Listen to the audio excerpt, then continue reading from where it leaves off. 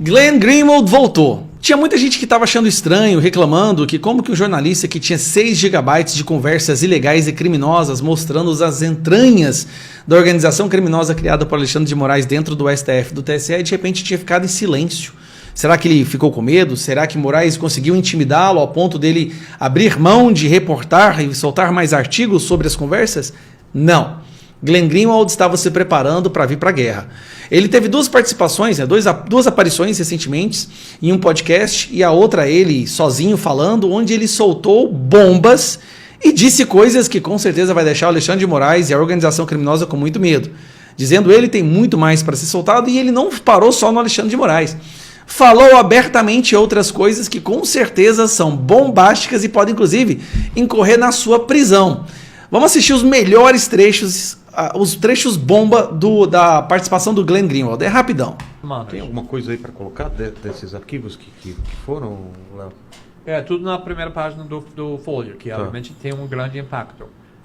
O primeiro é outra coisa que isso muitas vezes acontece, que quando essas pessoas não sabem o que você tem, eles se defendem, já saem para se defender sobre o que você está mostrando, não é isso?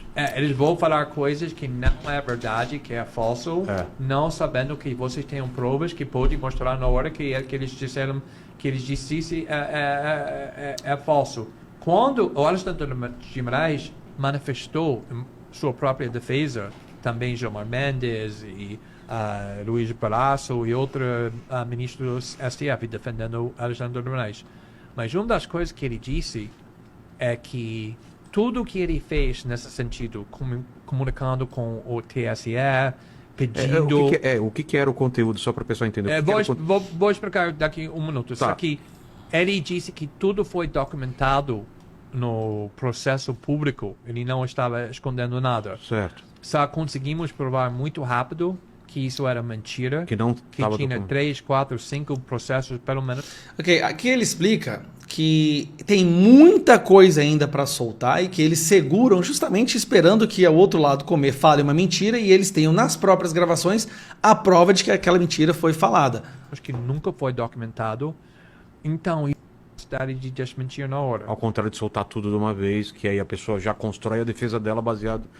Bom, agora outro trecho. Aqui, para mim, excelente, onde ele fala abertamente, cara, e ele é de esquerda, hein? Ele fala abertamente que o judiciário brasileiro soltou o Lula propositalmente para derrotar Bolsonaro. É como se houvesse um complô. Isso é o Glenn Greenwald falando, tá? Trump foi censurado quando ele era o presidente eleito dos Estados Unidos. No Twitter, né? O Twitter, Facebook e Google. Ah, também? Os 3. E depois disso... eles tentaram prender ele, a plano do Partido Democrático, a mídia, era vamos prender ele para impedir ele de ser candidato de novo. Então, é exatamente a mesma coisa acontecendo aqui no Brasil, ou seja, que pessoas têm medo genuíno do movimento Bolsonaro, em parte porque Bolsonaro ganhou com milhões de votos, ele ganhou com facilidade contra Haddad e Manuela Dávila. E a última eleição foi muito equilibrada, voto a voto. Poucos votos depois de tudo que eles fizeram contra o Bolsonaro. E, como eu disse, eu acho que a única pessoa que conseguiu ganhar Bolsonaro era Lula. E por causa disso, eles não soltaram Lula por causa da minha reportagem. Eles soltaram Lula usando minha reportagem como pretexto, porque eles saberam que a única pessoa que tinha chance de derrotar Bolsonaro era Lula. Senão, Bolsonaro reeleito. Seria reeleito sem problema nenhum. Basicamente, ele acabou de falar que houve um complô do judiciário para impedir Bolsonaro de ser reeleito e soltar um condenado criminoso para poder fazer isso. É isso que ele disse?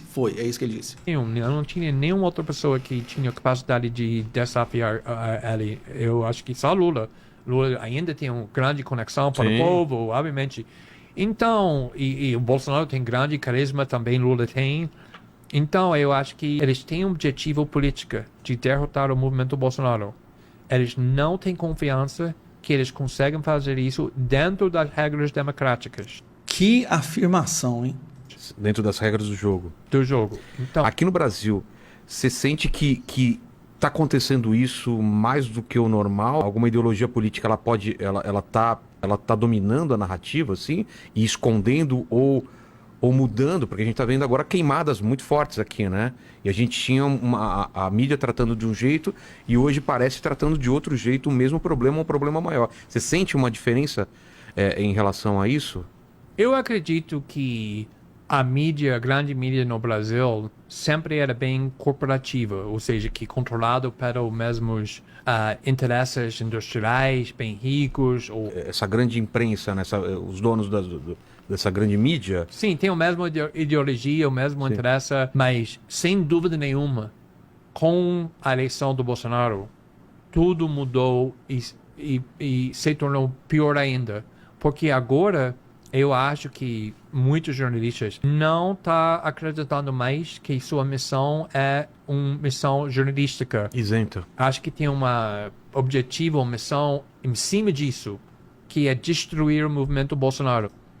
Agora, o último vídeo, Glenn Greenwald afirmando que está sendo ameaçado para não soltar o restante, o que mais ele tem nas conversas nos 6 GB. A Revista Oeste e outras que ele queria banir no internet. Ele disse, procura evidência da crime. Isso vem do chefe de gabinete de Alexandre de Moraes.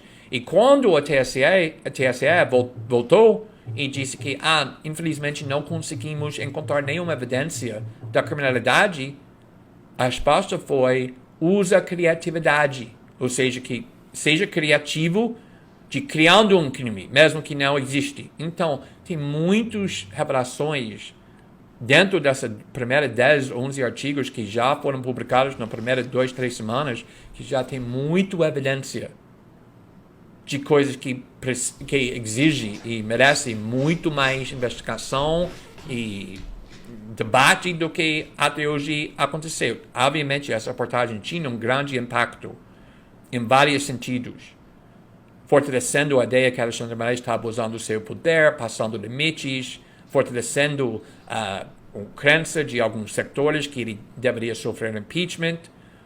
Mas eu acho que todo o material que já publicamos, na realidade, tem uma importância ainda maior do que até hoje foi percebido, porque tem muitas instituições protegendo Alexandre de Moraes, tentando minimizar o impacto da reportagem. Também quero falar, não paramos da reportagem. Mesmo que tinha algumas semanas desde que publicamos mais um artigo, não é porque estamos sendo ameaçados. Na realidade, estamos sendo ameaçados. Uma das coisas que Alexandre de Moraes fez na primeira semana é que ele incluiu não só as fontes, as supostas fontes, ou os fontes que eles acreditam que eram nossas fontes, mas também incluiu a Folha de São Paulo e os dois jornalistas assinando o material, o Fábio e eu, dentro do inquérito criminal sobre fake news. E já... Rapaz, eu não sabia disso não. O Alexandre de Moraes colocou a Folha de São Paulo no inquérito das fake news. Tinha reportagem ontem no Globo que a delegacia do Polícia Civil que está investigando recebeu uma ordem de entrar em contato não só com as fontes que eles suspeitar são as fontes, mas também com jornalistas. Mas, mesmo assim, sendo ameaçado, nunca na minha carreira eu parei por causa de ameaças. E nunca vou ser impedido por isso, porque eu entendo meus direitos como jornalista, e o minuto que o jornalista está intimidado pelas ameaças, não é mais um jornalista. Um jornalista tem que enfrentar esses riscos, porque o trabalho dos jornalistas é enfrentar os mais poderosos. E, obviamente, quando está publicando os segredos de poderosos que eles não querem o público soubesse, eles vão reagir de uma forma muito agressiva, e estou esperando isso, eu já vi isso várias vezes, e jamais isso pararia a reportagem.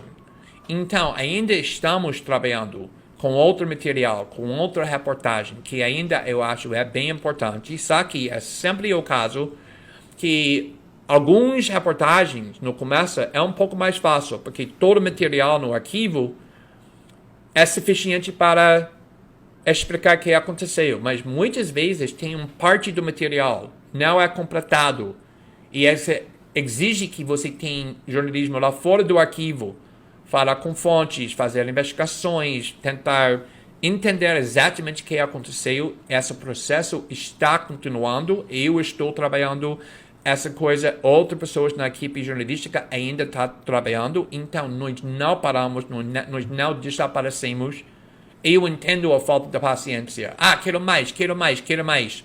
Mas, infelizmente, eu... Bom, aqui ele fala, né? Tá sendo ameaçado, não vai parar, tem muito mais para ser publicado ainda. Não tem condição do Moraes se manter no poder. Não tem condição. Esses senadores que até agora não se posicionaram vão entrar para a história como senadores, vou publicar de novo aqui, ó, vão entrar para a história como senadores que deixaram o Brasil virar uma ditadura. Os senadores que não defenderam os seus eleitores.